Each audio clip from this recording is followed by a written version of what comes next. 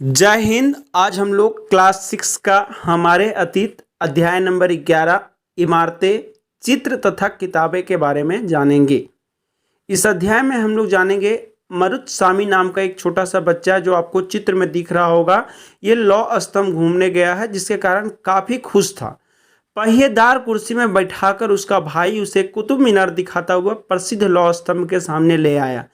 धूल भरे पथरीले रास्तों से रैंप के सहारे यहाँ तक आना काफ़ी मुश्किल था। अपने इस अनुभव को मरुत्सामी कभी नहीं भूल पाएगा। अब आइए इसी के बारे में यहाँ चर्चा किया थोड़ा जान लेते हैं। इससे पहले एक छोटा सा टॉपिक आया है धातु विज्ञान। दरअसल यहाँ पे जो कुतुब मीनार है वह लोहे का बना हुआ है और लौह स्तंभ जो कि लोहे का बना हुआ है, इन दोनों के बारे में ये लोहा धातु में आता है, इसलिए धातु विज्ञान के बारे में यहाँ चर्चा कर रहा है। थोड़ा इसके बारे में जान लेते हैं। प्राचीन भारतीय धातु वैज्ञानिकों ने विश्व धातु विज्ञान के क्षेत्र में प्रमुख योगदान दिया है। पुरातात्विक खुदाई ने यह दर्शाया कि हड़प्पावासी कुशल शिल्पी थे। उन्हें तांबे के धातु कर्म, धातु शोधन की जानकारी थी। उन्होंने तांबे और टीन को मिलाकर कांसा भी बनाया था। जहां हड़प्पावासी कांस्य युग से जुड़े हुए थे, वहीं उनके उत्तराधिकारी लौह युग से संबंध थे। भारत अत्यंत विकसित किस्म के लोहे का निर्माण करता था, जैसे खोटा लोहा, पिटवा लोहा, ढलवा लोहा। ये लोहे के प्रकार थे जो हड़प्पा के समय में भारत उस समय इन सारे लोहों का निर्माण करता था। आइए जानते हैं लौह स्तंभ के बारे में जो कि दिल्ली में है। महरौली जो कि दिल्ली का एक जगह है में कुतुब मीनार के परिसर में खड़ा यह लौह स्तंभ भारतीय शिल्पकारों की कुशलता का एक अद्भुत उदाहरण है। इसकी ऊंचाई 7 मीटर 2 सेंट है और वजन 3 टन से भी ज़्यादा है। इसका निर्माण लगभग 1500 साल पहले हुआ। इसके बनने के समय की जानकारी हमें इस पर खुदे अभिलेख से मिलती है। अभिलेख के बारे में हमने पीछे बताया था। जब कोई चीज़ बनता है तो उस पर एक लिखा हुआ अंश रहता है कि इसे किसने बनाया, कब बना आदि। तो इसी पे खुदा एक अभिलेख से पता चलता है कि इसे चंद्र नाम के एक शासक का जिक्र है जो संभवतः गुप्त वंश का था, जिसके बारे में हम लोगों ने अध्याय 10 में भी जाना था। आप वहां जाकर ये देख सकते हैं। हमने पीछे इसके पहले अध्याय 10 के बारे में भी बताया है। आश्चर्य की बात यह है कि इतने वर्षों के बाद भी इसमें जंग नहीं लगा है। देखिए, आज के समय में हम लोग जिन लोहों का प्रयोग करते हैं वह कुछ ही समय में हवा या पानी के संपर्क में आने पे जंग लगने लगता है और वह धीरे धीरे कमज़ोर होने लगता है। लेकिन 1500 सालों पहले बना हुआ लोहा आज तक जंग नहीं लगता है, तो वाकई आश्चर्य की बात है। आगे जानते हैं ईंटें और पत्थरों की इमारतें। अभी हमने लोहे की इमारतों के बारे में जाना था, अब हम लोग जानेंगे ईंटों और पत्थरों से जो इमारतें बनती थी। हमारे शिल्पकारों की कुशलता के नमूने स्तूपों जैसी कुछ इमारतों में देखने को मिलते हैं। स्तूप का शाब्दिक अर्थ टीला होता है। हालांकि स्तूप विभिन्न आकार के थे, कभी गोल या लंबे तो कभी बड़े या छोटे। उन सब में एक समानता है, प्राय सभी स्तूपों के भीतर एक छोटा सा डिब्बा रखा रहता है। इन डिब्बों में बुद्ध या उनके अनुयायियों के शरीर के अवशेष जैसे दांत, हड्डी या राख या उनके द्वारा प्रयुक्त कोई चीज़ या कोई कीमती पत्थर अथवा सिक्के रखे रहते हैं।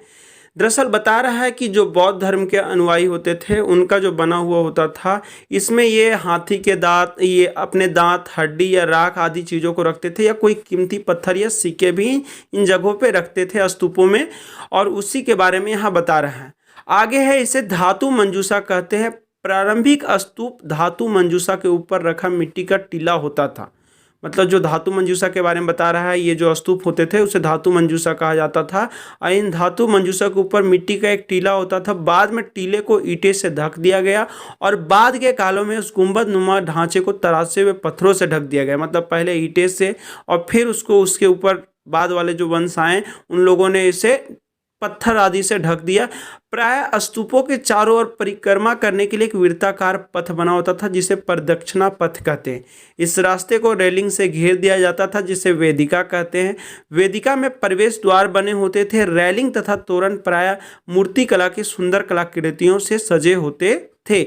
देखिए यहाँ पे बता रहा है जो ऊपर सांची का एक महान स्तूप जो यहाँ लिखा हुआ है ये मध्य प्रदेश का है। चित्र में आप देख सकते हैं इस तरह के स्तूपों का निर्माण कई सौ सालों तक चलता रहा। मतलब ये एक दिन में नहीं बना फिर आगे वाले वंश आए इसमें कुछ ना कुछ बदलाव किए, जैसे कोई घेरावा किया, बाउंड्री किया, कुछ इस पर पत्थर रखे, गुंबद बना दिए। इस तरह से इस स्तूपों में ईंटों का प्रयोग संभवतः अशोक के जमाने के है। अशोक के बारे में हम लोगों ने अध्याय 7 में जाना था, जबकि रैलिंग और प्रवेश द्वार के शासकों के काल में जोड़े गए। जिसके बाहर की रैलिंग है वो बाद के जो शासक आए हैं उस काल के बाद वो जोड़े गए। यहीं बाईं और आपको अमरावती का एक शिल्प कृति दिख जाएगा, इसका वर्णन भी कर सकते हैं। ये जो सिक्का दिख रहा है बाईं और इसके बारे में आप जान सकते हैं। आगे देखिए बता रहा है कि मानचित्र 7 पृष्ठ संख्या 105 जो हमने पहले ही देखा था, वहाँ अमरावती के बारे में भी आप लोगों को बताए थे। यहाँ कभी एक भव्य स्तूप हुआ करता था। लगभग 2000 साल पहले इस स्तूप को सजाने के लिए शिलाओं पर चित्र उकेरे गए। कई बार पहाड़ियों को काटकर बनावटी गुफे बनाए जाते थे। इसी तरह की कई गुफाओं को मूर्तियों तथा चित्रों द्वारा सजाया जाता था। मतलब कि जब गुफा बन जाता था तो उसे उसमें मूर्ति वगैरह या चित्र वगैरह से सजा दिया जाता था। इस काल में कुछ आरंभिक हिंदू मंदिरों का भी निर्माण किया गया। इन मंदिरों में विष्णु, शिव तथा दुर्गा जैसी देवी देवताओं की पूजा होती थी। मंदिरों का सबसे महत्वपूर्ण भाग गर्भगृह होता था। मतलब मंदिरों में एक कमरा होता था, जैसे घर में एक कमरा होता है वैसे मंदिरों में जो मुख्य कमरा होता था वो गर्भगृह होता था, जहाँ मुख्य देवी या देवता की मूर्ति को रखा जाता था। मतलब जो देवी देवता की जिस मंदिर के नाम पे बनता था उनका मूर्ति उसी गर्भगृह में रखा रहता था। इसी स्थान पे पुरोहित धार्मिक अनुष्ठान करते थे और भक्त पूजा करते थे। अक्सर गर्भगृह को एक पवित्र स्थान के रूप में देखने के लिए भीतर गांव जिससे मंदिरों में उसके ऊपर काफी ऊंचाई तक निर्माण किया जाता था, जिसे शिखर कहते थे। शिखर निर्माण के कठिन कार्य के लिए सावधानी से योजना बनानी पड़ती थी। अधिकतर मंडपों में मंडप नाम की एक जगह होती थी। यह एक सभागार होता था जहां लोग इकट्ठे होते थे।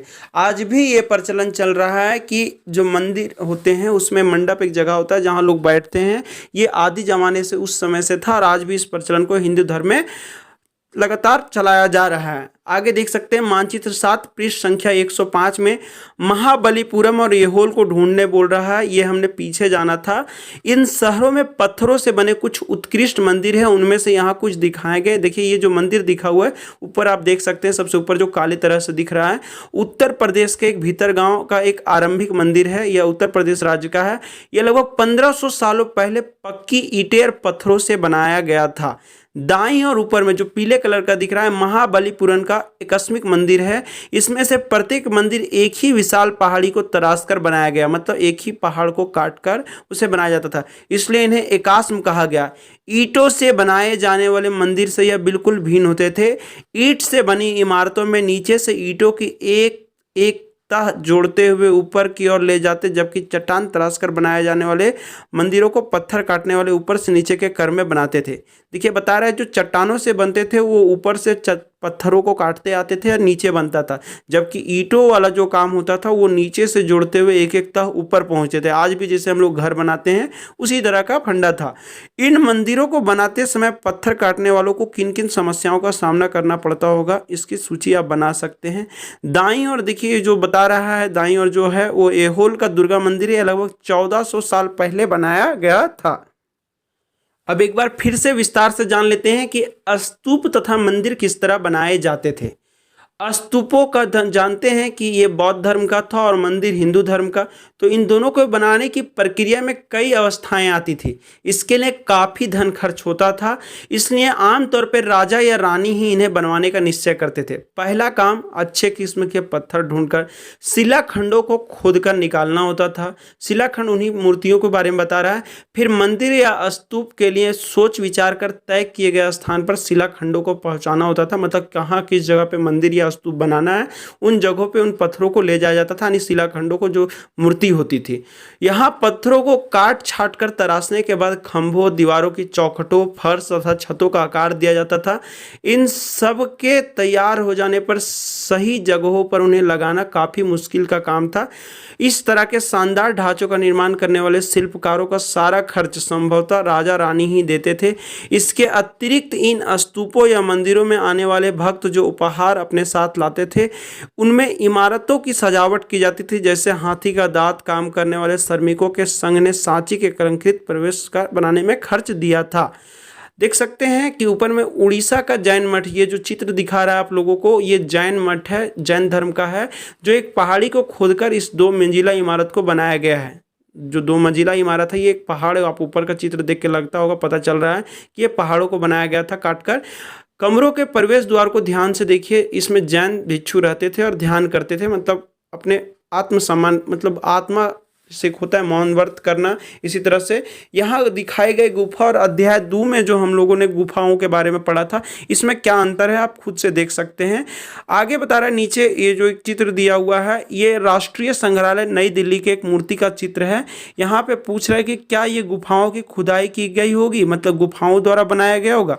चलिए अब आगे फिर से हम लोग आ जाते हैं टॉपिक पे कि ये जो मूर्तियाँ बनते थे इनके लिए तो सजावट के लिए लोग जो लाते थे वो होता ही था, साथ में इसके सजावट के लिए पैसे देने वालों में व्यापारी, कृषक, माला बनाने वाले, इत्र बनाने वाले, लोहार, सुनार तथा ऐसे कई स्त्री पुरुष शामिल थे जिनके नाम खंभों, रैलिंगों तथा दीवारों पर खुदे हैं। इसलिए जब हम इन स्थानों को देखने जाएं तो यहाँ पे याद रखना होगा कि कितने सारे लोगों ने इन्हें बनाने और सजाने में अपना योगदान दिया था। अब जाके देख सकते हैं। आगे साइड में देखिए दिखा रहा है अजंता के चित्र। इससे प्रत्येक चित्र जो दिखता है उसका वर्णन आप कर सकते हैं। जो ऊपर का चित्र दिख रहा है ये अजंता का गुफा का एक चित्र है। आगे चित्रकला के बारे में थोड़ा सा हम लोग अध्याय में नज़र डाल लेते हैं कि मानचित्र 7 में अजंता को ढूंढो। यह वह जगह है जहाँ के पहाड़ों में सैकड़ों सालों के दौरान कई ऐसी गुफाएं खोदी गई। इनमें से ज़्यादातर बौद्ध भिक्षुओं के लिए बनाए गए विहार थे। विहार मतलब जहाँ बौद्ध भिक्षु, बौद्ध धर्म के लोग आराम करते थे, ध्यान करते थे। इनमें से कुछ को चित्रों द्वारा सजाया गया था। यहाँ इनके कुछ उदाहरण दिए गए हैं। गुफाओं के अंदर अंधेरा होने की वजह से अधिकांश चित्रे मसालों की रोशनी में बनाए गए थे। इन चित्रों के रंग 1500 साल बाद भी चमकदार है। ये रंग पौधे तथा खनिजों से बनाए गए थे, मतलब जो रंग से पेंट किया गया था ये सब पौधे और खनिज, लोहा, धातु, ये सारी चीज़ों से पेंटिंग वगैरह किया गया था, जो आज भी चमकदार दिखाई पड़ते हैं। इन महान कृतियों को बनाने वाले को कलाकार अज्ञात है, मतलब इनको किसने बनाया था इसके बारे में कोई खास जानकारियाँ नहीं मिल पाती है। अब स्तूपों, मंदिरों, चित्रकलाओं आदि के बाद पढ़ने के बाद अब जरा हम लोग पुस्तकों के ऊपर नज़र डालते हैं कि पुस्तकों की दुनिया कैसी थी। इस युग में कई प्रसिद्ध महाकाव्यों की रचना की गई। इन उत्कृष्ट रचनाओं में स्त्री पुरुषों की वीर गाथाएं तथा देवताओं से जुड़ी कथाएं हैं। मतलब जो उस समय के किताब लिखे जाते थे जिनको महाकाव्य बोला जाता था, और जो इसको लिखते थे उस समय के स्त्री पुरुष जो अच्छे अच्छे बड़े बड़े काम करते थे, साहस वाले काम करते थे, इनकी कथाएं उसमें दी रहती थी कि क्या क्या काम किए थे। और देवताओं की कहानियाँ भी होती थी जो इस समय के किताबों में लिखे जाते थे। करीब 1800 साल पहले एक प्रसिद्ध तमिल महाकाव्य शिल्पाधिकारम की रचना इलांगो नामक कवि ने की। इसमें कोलन नाम के एक व्यापारी की कहानी है। जो कोलन था वह पुहार में रहता था। पुहार एक जगह था। अपनी पत्नी कनगी की उपेक्षा कर वह एक नर्तकी माधवी से प्रेम करने लगा। मतलब कनगी उसकी पत्नी थी, उसको वह उसमें कमियां ढूंढने लगा और उससे प्यार नहीं करने लगा, और एक नई जो नर्तकी होती थी नाचने वाली उससे वह प्रेम करने लगे। बाद में वह और कनगी पुहार छोड़कर मदुरै चले गए।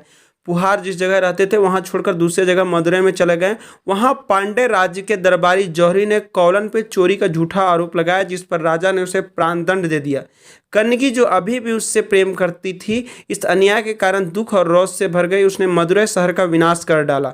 देखिए शिल्पाधिकारम जो किताब था उसी से एक लिया गया एक वर्णन है, उसी के बारे में यहाँ कवि ने बताया है कि यहाँ कवि ने कनगी का दुख का इस तरह वर्णन किया है कि ओ मेरे दुख तो देखो, तुम मुझे संतावना तक नहीं दे सकते। क्या यह सही है कि विशुद्ध सोने से भी सुंदर तुम्हारा शरीर बिना धूला धूल से सना यूं ही पड़ा है। यह कहाँ का न्याय है कि गोधूली की स्वर्णिम आभा में फूल माला से ढके सुंदर वक्षा स्थल वाले तुम जमीन पर गिरे पड़े हो। मैं अकेली असहाय और हताश होकर खड़ी हूँ। क्या ईश्वर नहीं है? क्या इस देश में ईश्वर नहीं है? पर क्या उस स्थान पर ईश्वर रह सकते जहाँ के राजा की तलवार निर्दोष नवगंतुक के प्राण ले सकती? क्या ईश्वर नहीं है? नहीं है। इस तरह की बातें उसकी पत्नी जो थी उसने बोला था। अब आगे देखते हैं एक और तमिल महाकाव्य मणिमेखलाई के करीब 1400 साल पहले सतनार द्वारा लिखा गया था। इसमें कोलन तथा माधवी की बेटी की कहानी है। ये रचनाएं कई सदियों से पहले से ही खो गई थी। इनकी पांडुलिपियां दोबारा लगभग 100 साल पहले मिली। अन्य लेखक जैसे कालिदास, जिसके बारे में हमने अध्याय 10 में भी पढ़ा था, ये संस्कृत में लिखते थे। अब शिल्पी दिकारम के बाद मेघदूत का एक श्लोक देखते हैं। मेघदूत भी एक महाकाव्य था जिसको तुलसीदास ने लिखा था। यहाँ उनकी सबसे प्रसिद्ध रचना मेघदूत से एक अंश दिया गया। यहाँ एक विरही प्रेमी बरसात के बादलों को अपना संदेशवाहक बनाने की कल्पना करता है। देखो इसमें किस तरह कवि ने बादलों के उत्तर की ओर ले आती ठंड हवा का वर्णन किया है। तुम्हारी बौछारों से मुलायम हो उठी मिट्टी की भीनी खुशबू से भरे हाथियों की सांस में बसी जंगली गूलर को पकाने वाली शीतल बयार तुम्हारे साथ धीरे धीरे बहेगी। क्या आपको लगता है कि कालिदास को प्राकृतिक प्रेमी कहा जा सकता है? वो प्राकृतिक से यानी आसपास नदी, तालाब, झरनों आदि से प्रेम मोहब्बत करते थे। इस कविता से देख के तो ऐसा लगता है। आगे जानते हैं पुरानी कहानियों का संकलन तथा संरक्षण। संकलन मतलब जो लिखे जाते थे और फिर उसका बचाव कैसे किया जाता था, उन सारे चीज़ों को भविष्य में संजोकर कैसे रह गया। हिंदू धर्म से जुड़ी कई कहानियां जो बहुत पहले से प्रचलित थी इसी काल में लिखी गई। इनमें पुराण भी शामिल है। पुराण का शाब्दिक अर्थ है प्राचीन। पुराणों में विष्णु, शिव, दुर्गा या पार्वती जैसे देवी देवताओं से जुड़ी कहानियां हैं। इनमें इन देवी देवताओं की पूजा की विधियां दी गई हैं। इसके अतिरिक्त इनमें संसार की सृष्टि तथा राजाओं के बारे में भी कहानियां हैं। अधिकतर पुराण सरल संस्कृत श्लोक में लिखे गए थे जिसमें सब उन्हें सुन और समझ सके। स्त्रियां तथा शूद्र, शूद्र मतलब नीचे जाति के लोग, जैसे समाज उस समय 4 वर्गों में बटा हुआ था, जिन्हें वेद पढ़ने की अनुमति नहीं थी, वे भी इसे सुन सकते थे। मतलब पढ़ नहीं सकते थे लेकिन सुन सकते थे। पुराणों का पाठ पुजारी मंदिरों में किया करते थे जिसे लोग सुनने आते थे। 2 संस्कृत महाकाव्य महाभारत और रामायण लंबे अरसे से लोकप्रिय रहे हैं। इसके बारे में कुछ बच्चे इन कहानियों से परिचित होंगे, जिससे आप लोग सीरियल वगैरह में भी देख सकते हैं। महाभारत कौरवों और पांडवों के बीच की युद्ध की कहानी है। इस युद्ध का उद्देश्य पुरुवंश की राजधानी हस्तिनापुर की गद्दी प्राप्त करना था। यह कहानी तो बहुत ही पुरानी है, पर आज इसे जिस रूप से जानते हैं वह करीब 1500 साल पहले लिखी गई। माना जाता है कि पुराणों और महाभारत दोनों को ही व्यास नाम के ऋषि ने संकलित किया था। मतलब व्यास नाम के ऋषि ने इसे लिखा था। महाभारत में ही भगवत गीता भी है, जिसके बारे में आप अध्याय 9 में पढ़ चुके हैं। रामायण की कथा कौशल के राजकुमार राम के बारे में है। उनके पिता ने उन्हें वनवास दे दिया था, यानी जंगल भेज दिया था। वन में उसकी पत्नी सीता का लंका के राजा रावण ने अपहरण कर लिया था। सीता को वापस पाने के लिए राम को लड़ाई लड़नी पड़ी थी। वे विजयी होकर कौशल की राजधानी अयोध्या लौटे। महाभारत की इस तरह ही रामायण भी एक प्राचीन कहानी है जिसे बाद में लिखित रूप दिया गया। संस्कृत रामायण के लेखक वाल्मीकि माने जाते हैं। आगे देखिए बता रहा है इस उपमहाद्वीप के विभिन्न भागों में महाभारत और रामायण के भिन्न भिन्न रूपांतर लोकप्रिय है। इसके आधार पर नाटक, गीत और नृत्य परंपराएं भी उभरी। पता कर सकते हैं कि राज्य में कौन सा रूपांतरण प्रचलित है। मतलब अलग अलग राज्यों में महाभारत और रामायण को अलग अलग थोड़ा सा तरीका बदल दिया जाता है। अब आगे है आम लोगों द्वारा कही जाने वाली कहानियाँ। आम लोग भी कहानियाँ कहते थे, कविताओं और गीतों की रचना करते थे, गाना गाते थे, नाचते थे, नाटकों को खेलते थे। इनमें से कुछ तो इस समय के आसपास जातक और पंचतंत्र की कहानियों के रूप में लिखकर सुरक्षित कर लिए गए।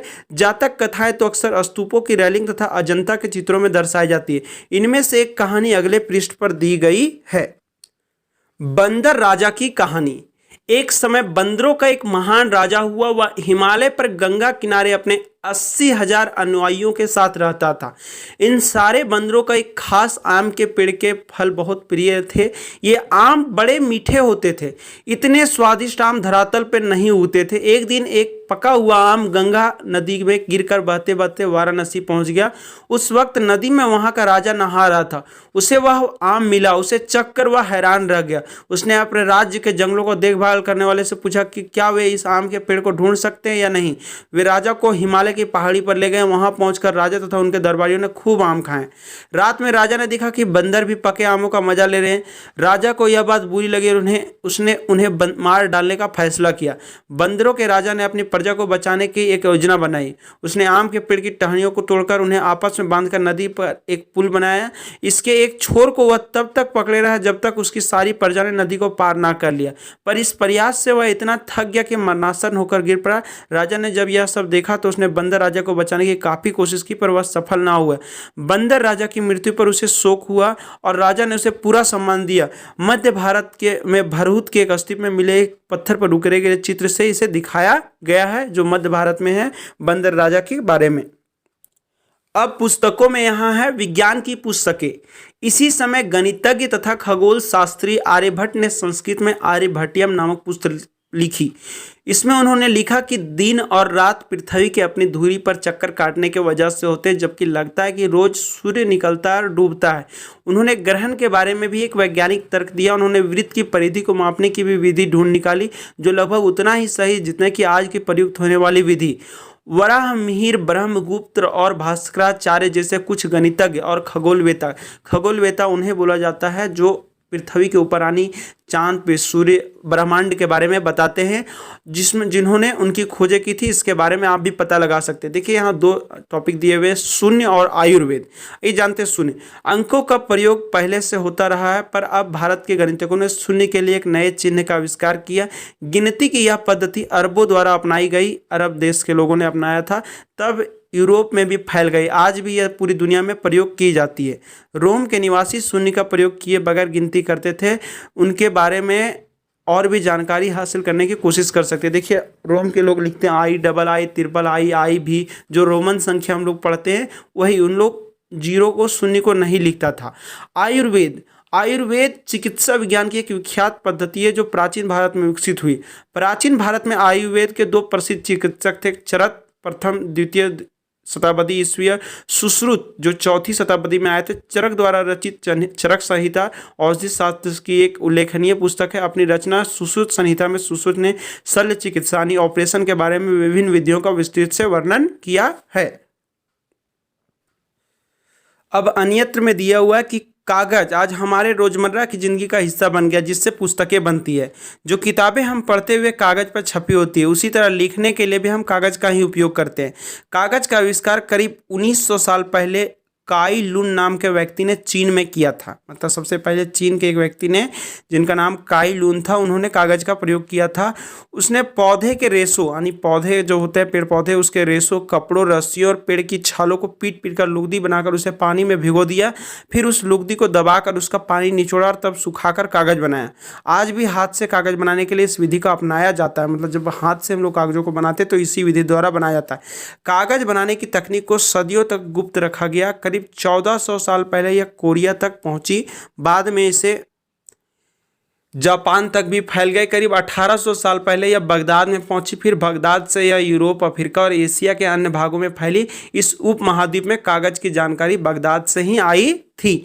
इस प्रकार हम लोगों ने इमारतें, चित्र तथा किताबें अध्याय समाप्त किया। उम्मीद है कि आपको समझ में आया होगा, और अगर नहीं समझ में आया तो आप कमेंट भी कर सकते हैं, जिसे बताने की हम कोशिश करेंगे। धन्यवाद। मिलते हैं नेक्स्ट वीडियो में, तब तक के लिए धन्यवाद।